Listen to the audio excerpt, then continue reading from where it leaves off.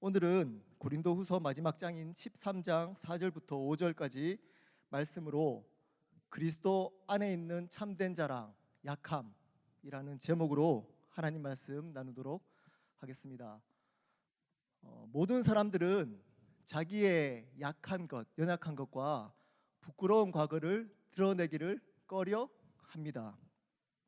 왜냐하면 그 자기 자신의 연약함과 부끄러운 과거를 드러내는 순간부터 자기 자신이 다른 사람보다 못하다는 느낌을 받기 때문입니다.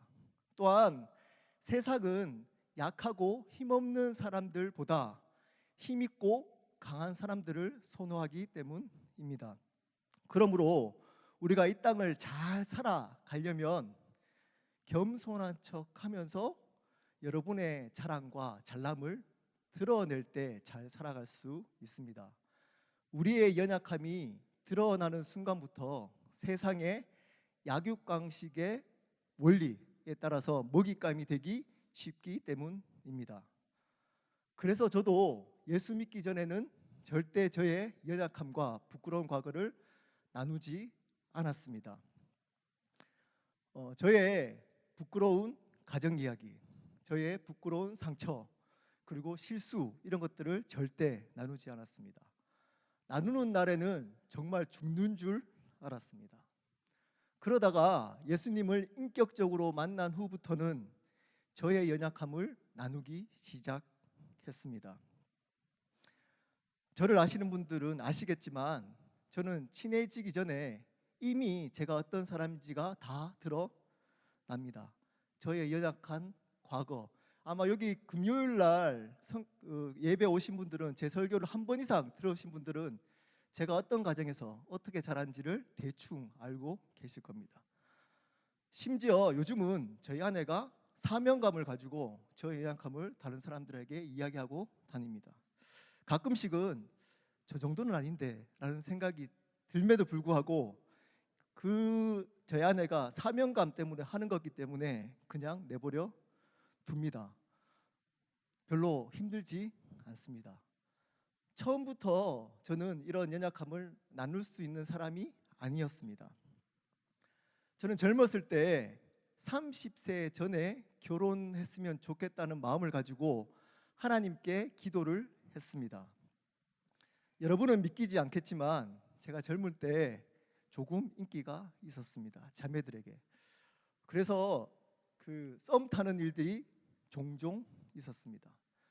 썸 타는 시작은 대부분 저로부터 시작된 게 아니고 자매가 먼저 연락이 왔습니다. 제가 잘나서 그런 게 아니고 제가 상처가 많아서 거절감을 당할까 두려웠기 때문이었습니다. 썸이 어느 정도 진척이 되면 한 두세 번 만나다가 이제 관계를 한 단계 업그레이드를 시켜야겠다는 생각을 가지고 저의 이야기를 시작합니다. 가정 얘기를 시작합니다. 처음에는 그 자매들이 그리스도의 사랑과 은혜의 눈빛으로 그 얘기를 듣고 있다가 점점점 제 얘기가 깊어지면 제 눈을 피하기 시작했습니다. 교회 안이나 그리스도 안의 형제로서의 이야기는 들어줄 수 있지만 이 얘기가 이성관계, 깊어지는 이성관계의 이야기가 될 때 자기 문제가 되기 때문에 심각해지는 것이었습니다. 저는 처음에는 눈치 없이 끝까지 다 이야기하다가 이제 위에 몇 번 지나가니까 제 이야기를 하다가 눈치를 보고 스탑시킵니다. 그러고는 그 다음 날부터 그 자매에게 연락을 하지 않았습니다. 제가 이야기를 하면서 느꼈던 게 있습니다. 자매들은 믿음만 가지고 결혼할 수 있다는 얘기는 거짓말이구나. 돈도 있고 배경도 있고 어느 정도 직업이 돼야지만 거기다가 믿음까지 돼야지만 결혼할 수 있구나라는 것을 알게 되었습니다. 거의 결혼을 포기할 쯤 된 29살 10월 어느 날에 저희 아내를 만났습니다. 그 전에 메일로 몇 번 주고받던 관계였기 때문에 만나자마자 저는 마음에 들었습니다. 마음에 들면 제가 하는 행동이 있습니다. 이야기가 있습니다. 저희 가정 이야기를 꺼내기 시작했습니다. 굉장히 1시간이 지났습니다. 제 이야기가. 근데 끝까지 듣고 있는 겁니다. 2시간이 지났습니다. 그래도 듣고 있는 겁니다. 그리고 헤어지고 나서 집에 가서 제가 한 11시부터 새벽 5시까지 거의 10시간 가까이를, 10시간이 아니군요, 한 6시간 가까이를 제가 또 제 얘기를 했습니다. 그리고 그 자매가, 지금 아내죠, 그 자매가 전화를 끊으면서 이렇게 얘기를 했습니다. 진우 형제님의 삶의 얘기를 들어보니까 하나님이 반드시 크게 쓰실 것 같습니다. 귀한 형제 같습니다. 지금 이 얘기를 제가 물어보니까 와이프한테 너무 이게 오래 얘기를 하니까 빨리 끊으라고 얘기를 했다고 그러더라고요. 근데 저는 그 얘기가 가슴에 박혔습니다. 아, 마지막 찬스구나 라는 생각이 들었습니다. 그리고는 석 달이 안 된 그 다음 해, 제가 30살 되는 1월 19일 날 그 자매와 결혼하게 되었습니다. 다른 어떤 이유를 달 수가 없었습니다. 하나님의 역사였습니다. 그리고는 저는 한 가지 교훈을 더 얻었습니다. 그것은 뭐냐면, 나의 연약함을 드러내더라도 하나님의 역사가 일어날 수 있구나. 나의 연약함이 드러나더라도 결혼할 수 있구나. 세상 사람들이 보기에는 부끄러울 수 있고 거리감을 둘 수 있는 우리의 연약함도 그리스도 안에 있기 시작하면 하나님의 역사가 될 수 있습니다.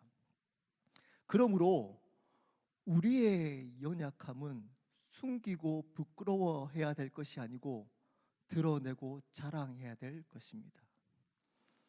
오늘 말씀을 통해서 왜 우리의 연약함을 자랑해야 되는지를 말씀을 통해서 한번 알아보도록 하겠습니다. 저번 학기에 저희가 고린도 전후서를 공부했기 때문에 여러분 아실 겁니다. 고린도 후서는 바울이 왜 적었을까요? 아시는 분? 고린도 후서는 왜 바울이 적었을까요? 네. 바울의 사도권에 대한 유대주의자들의 공격을 계속 받다 보니까 자기의 사도권을 변호하기 위해서 지은 서신서입니다. 자기의 사도권을 변호하기 위해서 지은 서신서입니다. 바울은 왜 자기의 사도권을 변호해야만 했을까요? 그 이유는 바로 자기가 사도권이 보장되어야지만 자기가 전한 복음의 정당성이 인정되기 때문입니다. 그러므로 이 사도권을 변호한다는 말의 의미는 자기가 믿고 있는 복음이 바른 복음이며 자기가 전하고 있는 복음이 바른 복음이라는 뜻입니다. 자기는 바른 복음을 믿고 전하는 바른 그리스도인이라는 뜻입니다.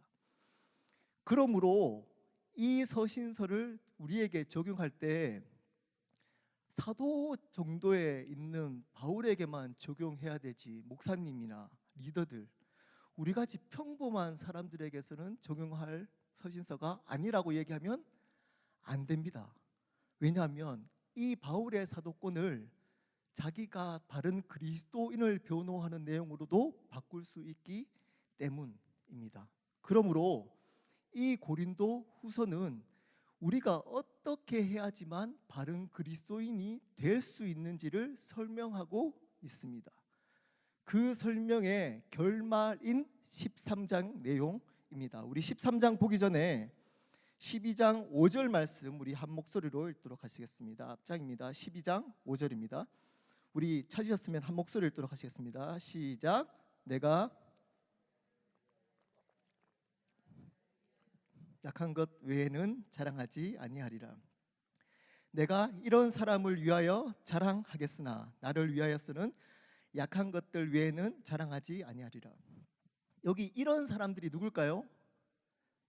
자기의 사도권을 공격하는 유대주의자들입니다. 이 유대주의자들이 이렇게 공격한 것 같습니다. 너는 직접 예수님을 보지도 않았으면서, 그렇다면 직접 예수님으로부터 오는 경험과 계시를 받은 적이 있느냐? 이렇게 질문하고 공격했던 것 같습니다. 그래서 12장 1절부터 4절까지 바울은 자기가 경험했던 환상과 계시의 경험을 이야기를 합니다. 그러면서 5절입니다. 이런 유대주의자들의 공격에 대해서는 이런 얘기를 할 수 있으며 자랑할 수 있겠지만 내 자신을 위해서는 뭐만 자랑한다고요? 약한 것들 외에는 자랑하지 아니하리라. 6절입니다. 내가 만일 자랑하고자 하여도 어리석은 자가 되지 아니할 것은 내가 참말을 함이라. 이런 얘기를 환상과 계시 본 얘기를 하더라도 이것이 진짜기 때문에 이것에 대해서는 어리석은 자가 아니다라고 얘기합니다. 그렇지만 누가 나를 보는 바와 내게는 듣는 바에 지나치게 생각할까 두려워하여 그만두노라. 나에 대해서 오버해서 생각할까 봐, 나에 대해서 나를 높게 생각할까 봐 이야기하지 않겠다고 얘기합니다. 7절에는 이런 것들, 이런 경험들 때문에 자기를 자만할까 봐 하나님이 가시를 주셨다. 사단의 사자를 나에게 허락해 주셨다라고 얘기를 하고 있습니다.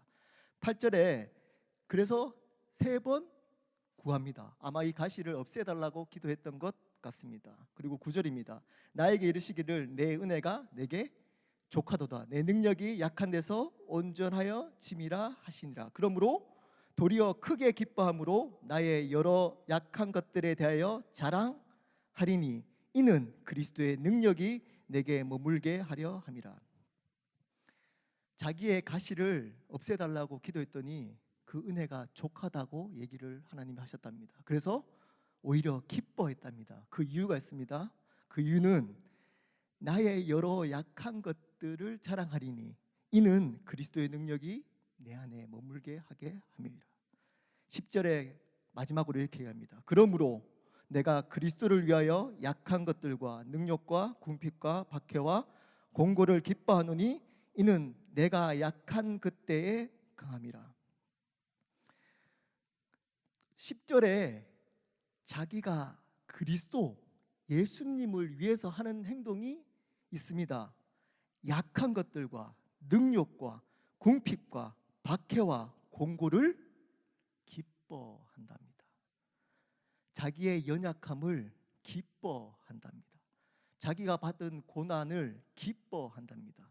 왜냐하면 이러한 것 때문에 내가 약해졌기 때문입니다. 이러한 것들 때문에 내가 약해졌기 때문입니다. 왜냐하면 이 약함을 왜 기뻐하냐면 이 약한 그때에 강할 수 있기 때문입니다.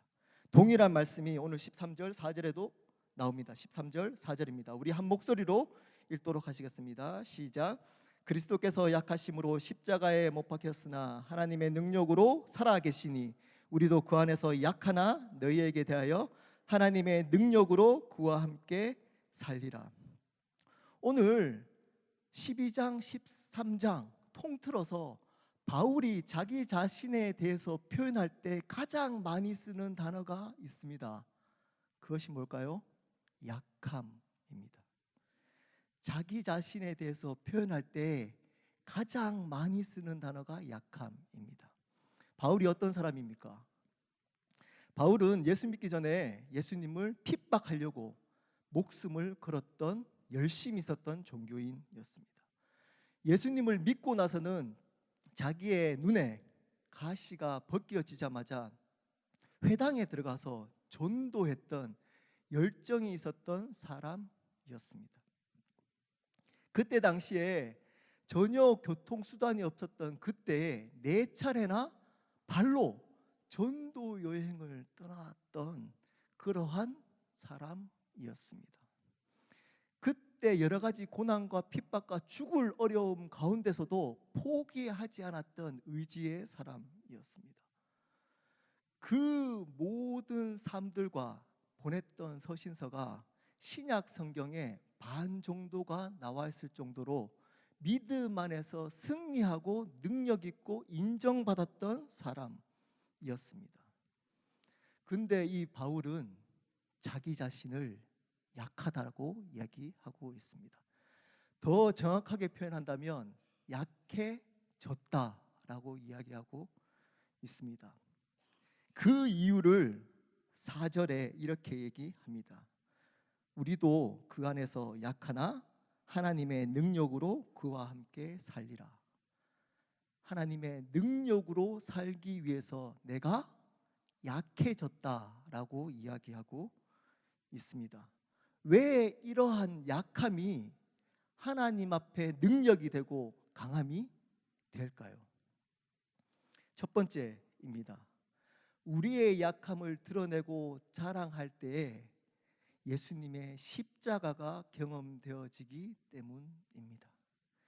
우리의 약함을 드러내고 자랑할 때 예수님의 십자가가 드러나기 때문입니다. 4절입니다. 그리스도께서 약하심으로 십자가에 못 박혔으나 하나님의 능력으로 살아 계시니 우리도 그 안에서 약하나 너희에 대하여 하나님의 능력으로 그와 함께 살리라. 이렇게 얘기합니다. 바울은 자기가 약해진 이유를 이렇게 얘기합니다. 그리스도께서 먼저 약하심으로 십자가에 못 박혔기 때문이라고 얘기하고 있습니다. 그것이 하나님의 능력이 되었기 때문이라고 얘기하고 있습니다. 그래서 자기도 약해져서, 여기 생략된 게 있습니다. 우리도 그 안에 약하나, 뭐가 생략됐을까요? 우리가 약해져서 날마다 십자가에 못 박히나 너희에 대하여 하나님의 능력으로 그와 함께 살리라. 우리 갈라디아서 2장 20절 말씀 우리 한번 읽어보도록 하겠습니다. 갈라디아서 2장 20절입니다. 한 장 넘기면 있습니다. 2장 20절입니다. 시작. 내가 그리스도와 함께 십자가에 못 박혔나니 그런즉 이제는 내가 사는 것이 아니요 오직 내 안에 그리스도께서 사시는 것이라. 이제 내가 육체 가운데 사는 것은 나를 사랑하사 나를 위하여 자기 자신을 버리신 하나님의 아들을 믿는 믿음 안에서 사는 것이라. 여기에 내가 그리스도와 함께 십자가에 못 박혔나니, 자, 앞에 13장 4절에 보면, 고린도후서 13장 4절에 보면 그리스도께서 약하심으로 십자가에 못 박혔으나, 예수님이 약해지심으로 십자가에 못 박히셨답니다. 그래서 우리도 약해짐으로 어디에 못 박히는 거죠? 십자가에 못 박히는 겁니다. 우리가 예수를 믿는다는 것은 내가 십자가, 예수님이 십자가에 돌아가실 때 나도 십자가에 못 박혀서 오직 내 삶 가운데 예수님만 드러나는 삶이라고 갈라디아서 2장 20절에 이야기하고 있습니다. 그러면 못 박히는 삶, 내가 죽는 삶의 시작은 뭐죠? 우리가 연약해지는 겁니다. 내가 연약함으로 십자가에 날마다 못 박히는 겁니다. 그러므로 우리가 연약한 것이 예수 그리스도를 드러내는 첫 번째 길입니다. 우리 믿는 자의 능력은 십자가입니다. 십자가를 빼면 우리에게는 아무 능력이 없습니다. 없어야만 합니다. 십자가가 없으면 우리의 구원이 없습니다. 십자가가 없으면 부활의 소망이 없습니다. 십자가가 없으면 우리의 자랑이 없습니다. 그런데 이 십자가를 경험하는 첫 번째 길이 뭐라고요? 우리가 약해지는 것입니다. 우리의 약함이 드러나는 것입니다. 우리의 약함을 자랑하는 것입니다. 그럴 때 이 십자가를 경험할 수가 있습니다. 십자가가 드러날 수 있습니다. 우리 십자가를 경험한다는 의미가 무엇일까요? 그것은 십자가의 사랑과 은혜를 경험한다는 것입니다. 그분이 은혜로 주신 그 십자가를 경험한다는 것입니다. 그분이 사랑으로 허락하신 그 십자가를 허락한다는 것입니다. 이 세상에는 두 가지 부류의 사람이 있습니다. 예수님의 은혜를 아는 사람과 예수님의 은혜를 모르는 사람입니다. 세상 사람들은 당연히 예수님의 은혜를 모릅니다. 알 수가 없습니다. 너무 안타까운 건 교회 다닌다는 믿는 사람들 안에서도 이 그리스도인의 십자가의 은혜를 잊어버리고 잃어버린 분들이 많다는 것입니다. 어느 순간부터 처음에는 그 십자가의 은혜 때문에, 감격 때문에 교회에 왔다가 어느 순간부터 이 은혜와 감격을 잃어버립니다. 왜일까요? 이 십자가의 은혜와 감격을 왜 잃어버릴까요? 그것은 우리가 너무 강해졌기 때문입니다. 다른 말로 우리가 너무 교만해졌기 때문입니다. 처음에는 십자가의 은혜와 감격으로 교회에서 열심히 일을 하기 시작합니다. 그랬더니 그 일에 대해서 사람들이 인정하기 시작합니다. 그 인정을 슬그머니 자기의 영광으로 쌓아두기 시작합니다. 그러다가 그 일이 점점 계속 잘 되어지면 그것을 계속적으로 자기 안에 쌓아둡니다. 이것을 성경은 자기의라고 얘기합니다. 이 바리새인적인 자기의를 속으로 감추고 겸손한 척하면서 신앙생활을 열심히 합니다. 은혜를 고백하기도 합니다. 찬양할 때 손을 들기도 합니다. 가끔씩 죄 때문에 울기도 합니다.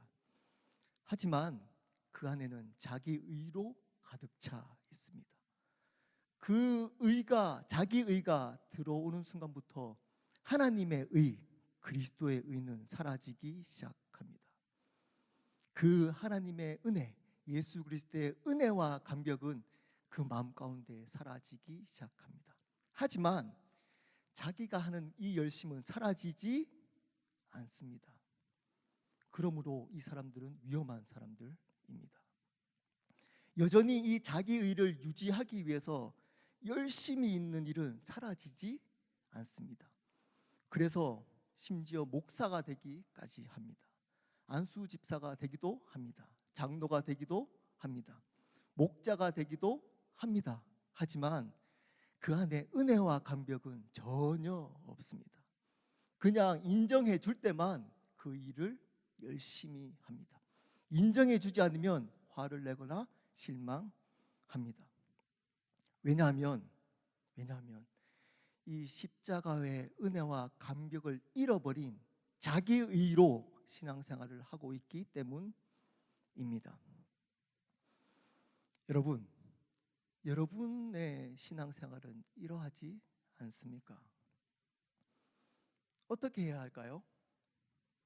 자기의 약함을 드러내야 합니다.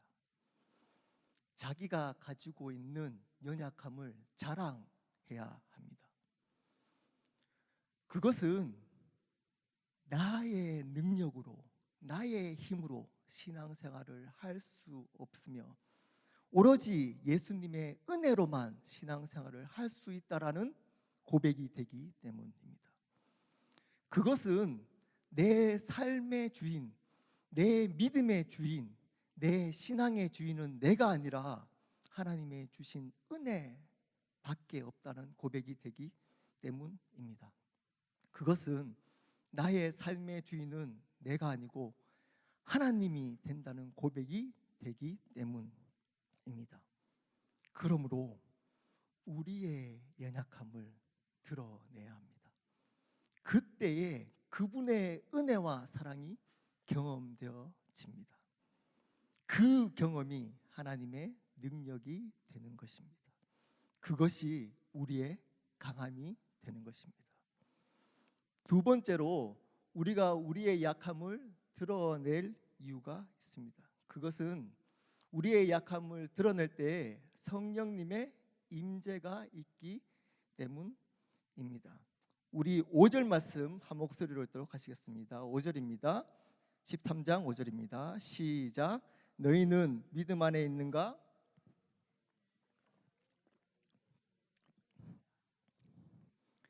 너희 안에 계신 줄을 너희가 스스로 알지 못하느냐? 그렇지 않으면 너희는 버림받은 자니라. 여기에 너희는 믿음 안에 있는가 너희 자신을 시험하고 너희 자신을 확증하라 라고 얘기하고 있습니다. 여기 있는 믿음이 어떤 믿음일까요? 앞구절과 연결한다면 우리는 연약하고 갈라디아서 2장 20절의 표현에 의하면 나는 십자가에 죽고 예수 그리스도의 십자가를 드러내는 그 믿음입니다. 여러분들은 그 믿음이 있습니까?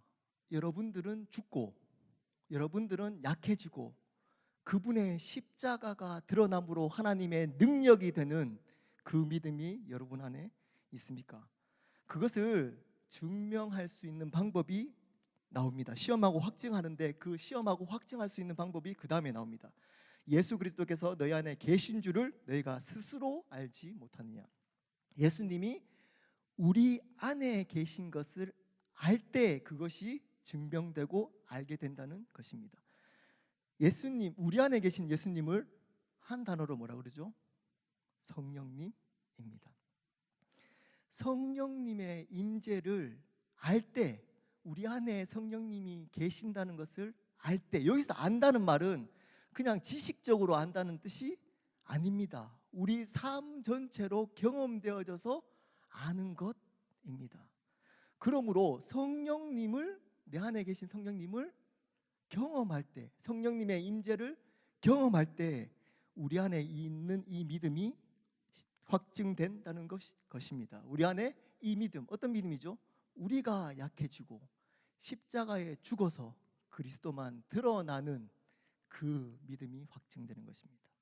그러므로 우리가 약해질 때에 성령님의 임재를 우리는 경험할 수가 있습니다.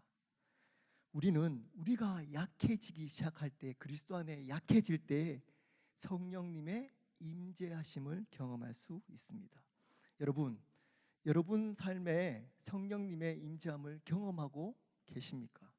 여러분 가정 가운데 성령께서 함께 하심을 경험하고 있습니까? 여러분 직장 가운데 성령님이 함께 하심을 경험하고 있습니까? 여러분이 홀로 있을 때 성령님과 함께 한다는 것을 경험하고 있습니까?